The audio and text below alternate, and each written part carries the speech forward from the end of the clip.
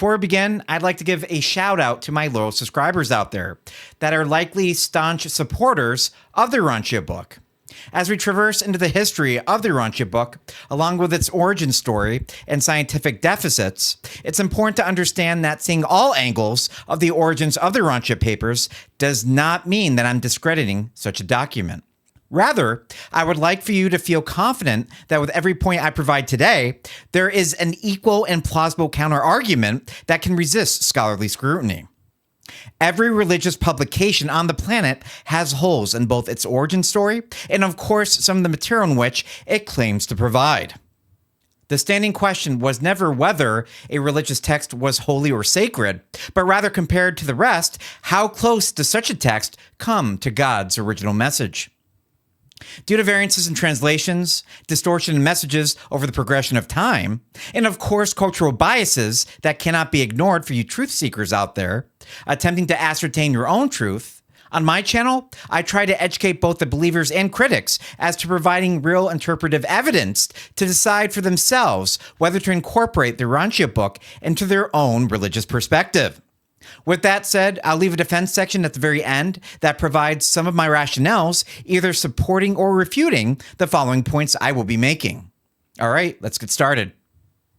The authorship and origins.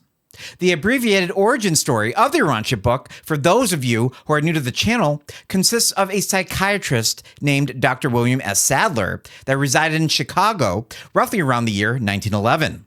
He and his wife, Dr. Lena, were approached at the time by a woman concerned about her husband's strange sleep episodes. These episodes eventually led to communications from what were claimed to be celestial beings. The identity of the man who served as the conduit for these communications remains anonymous. He was described as a businessman with no interest in spiritualism, and the Sadlers insisted he was not a medium or a channeler. Eventually, as these cases became documented and publicized, the Forum and then Contact Commission was created that eventually led to the transcript for the entire book both being written and or materializing by 1935. The book itself was delayed in publishing until 1955. The Urantia book claims to have a majority of the book authored by several classes of celestial beings, with most instances only citing the celestial title of each of the 20 distinct celestial being or groups of beings.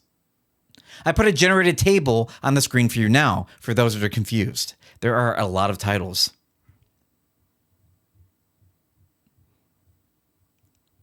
All right, well, after giving that a gander, and of course, if you feel free to, pause that section of the video. This way you can actually go over what sections of the book intrigue you when it comes to the author.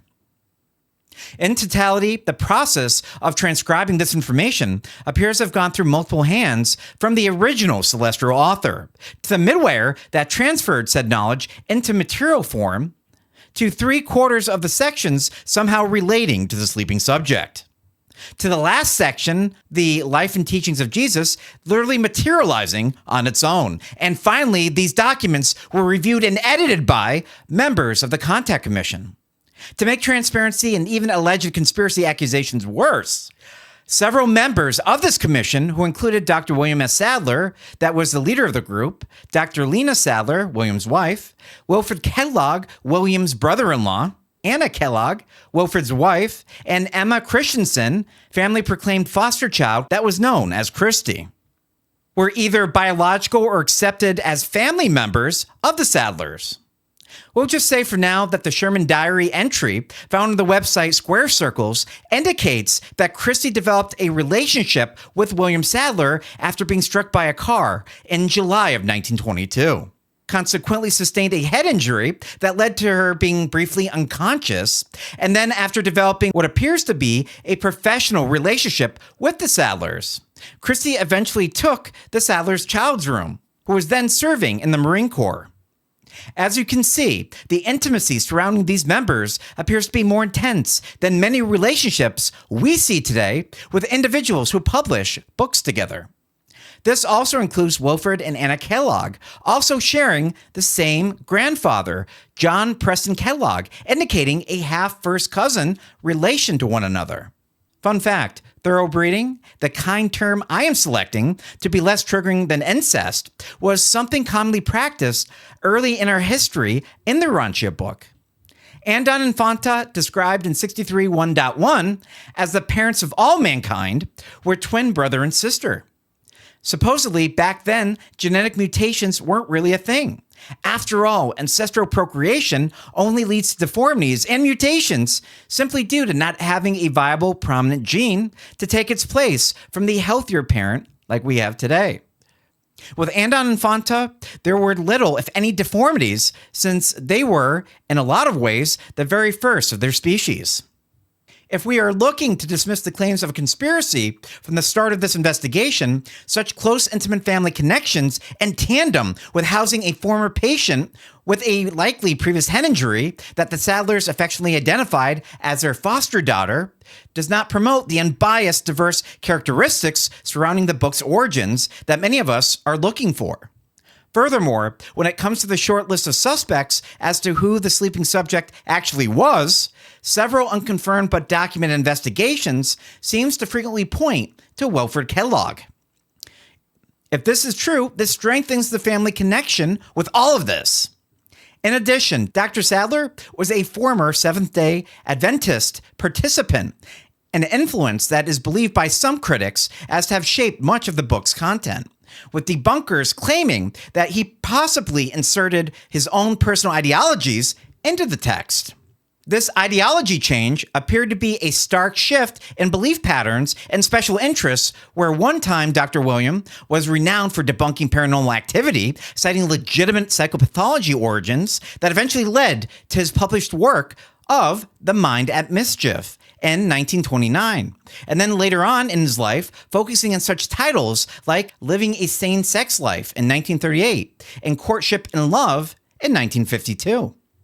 Three topics that were likely taboo between the early and mid-20th century. We later find in various investigations through authors Larry Mullins and Dr. Meredith Sprunger in their text, A History of the Urantia Papers, that Christie herself was accused of unilaterally altering the original text of the Urantia book after the original 1955 publication, indicating that they alone were in direct communication with midwayers who assisted the original text development after the initial publication. The murky origins of such a text does not stop here. Various debunkers of the Urantia Papers also cite the contradiction with the text claiming to be an epochal revelation of higher beings against several outdated scientific claims inside the original text, highlighting post-1935 scientific knowledge. Just to highlight some of these variances, we learn the 20 million degree difference in Celsius temperature between what science knows today as being the inner core temperature of the sun, being roughly 15 million degrees, to the book's original 35 million claim, which of course is a stark difference. Secondly, the text also claims humans have 48 units of pattern control, while science presently confirms 46 human chromosomes that are currently identified. We also know that many of the astronomical claims inside the Urantia Papers reflect early 20th century hypotheses that have since been disproven, such as the Chamberlain-Moulton planetesimal hypothesis. Like mentioned in previous videos, the book also got it wrong about Mercury being tidally locked, which is something easily disproven today with advanced telescopes. Lastly, the Urantia book claims that there are 100 distinguishable atomic elements of matter, while current science indicates that the first 92 elements occur naturally on our planet, while the remaining 26 are synthesized in laboratories and nuclear reactors. We'll cite the defense to these accusations in our final section of this video. With such dated scientific knowledge, it is no wonder that later researchers challenging the text that were able to find plagiarism citations. Outstanding thorough research by Matthew Block and Martin Gardner also have revealed extensive borrowing from earlier works, including religious, philosophical, and scientific texts, often without citation. While not always verbatim, many passages mirror existing literature and structuring content that is not consistent with higher being interpretations, but knowledge present during the book's 1911 to 1935 inception. All right, so let's get to the defense section now. So we just discussed the myriad of ways that the book has some murky origins and maybe doesn't make sense. Well, it's time to talk about how the book does make sense when it comes to this section. First, let's get started that despite the blatant scientific errors in the text, the Urantia Foundation gets a bravo Zulu towards holding true to not changing these inconsistencies and altering the actual content inside the Urantia papers. This, in my opinion, increases the credibility of the organization that they have held true to the original mandate not to substantively alter the original text. Next, many proponents of the Urantia book, which includes yours truly, cite the reality that the Urantia papers are not a holy text. While some authors of the text claim to be from the eternal Isle of Paradise, have been in God's direct presence, and the text itself claiming to have both the approval of our planetary prince and one of the Ancients of Days, each author that created such a text has varying degrees of divinity relationship and human perspective. The lowest and most active author title in the Urantia book is easily identified as a group of midware celestial beings, which is halfway between the material and spiritual realms, only being slightly higher than us in intelligence and divinity status. Although the book does claim to be an epochal revelation, such a revelation is only deemed to be revealing the administration of the planet and the master universe, indicating in 012.11, we are to be guided by the mandate of the super universe rulers, which directs that we shall, in all of our efforts to reveal truth and coordinate essential knowledge, give preference to the highest existing human concepts pertaining to the subjects to be presented. We may resort to pure revelation only when the concept of presentation has had no adequate previous expression by the human mind. For veterans of the channel, you have heard me refer to this statement as a plausible get-out-of-jail-free card, since most higher beings would likely attempt to both utilize that culture and understanding of the time period to speak to us through other relevant human sources we have reference towards. This reality was also advantageous as to not wishing to advance our unearned scientific knowledge ahead of our overall readiness. When it comes to the plagiarism claims, with the understanding that these entities borrowed from human concepts and works to best present the information provided, I find there being little to no argument that higher beings in which claim that on higher planes of existence, that information is freely given without copyright law or royalties, which can easily infer a culture that would directly borrow from published sources without citing them. Furthermore, it should be noted that upon publication of the text, that the midwares that assisted in its creation was indicated in the history of the Urantia papers as to never saying that the text was without error. In my mind, many of these errors seem to validate the validity that a celestial force assisted in creating such a document, primarily due to errors in grammatical syntax, erroneously blurring British English expressions in the text, such as percent being 2 words, versus in American culture, we typically write it as 1 word. I'd imagine if there was a conspiracy to create a fictional document in the Chicago area, that these grammatical inconsistencies would of course be omitted. As for the long, strong family ties here, we know that the sleeping subject had a remarkably superior experienced thought adjuster, which assisted celestial communication. Assuming for simplicity's sake that Wilfred Kellogg was the sleeping subject, the question a believer might ask is whether Kellogg was chosen to reveal such a revelation due to random chance. Perhaps it was due to Lena's specialization in childbirth, William's specialization in the occult and psychiatry, and the business prowess of the Kelloggs that created the perfect storm to create such a massive enterprise. For those of you still on the fence as to whether the book is divinely inspired or not, when it comes to all criminal behavior, such as frauds, there always needs to be a motive.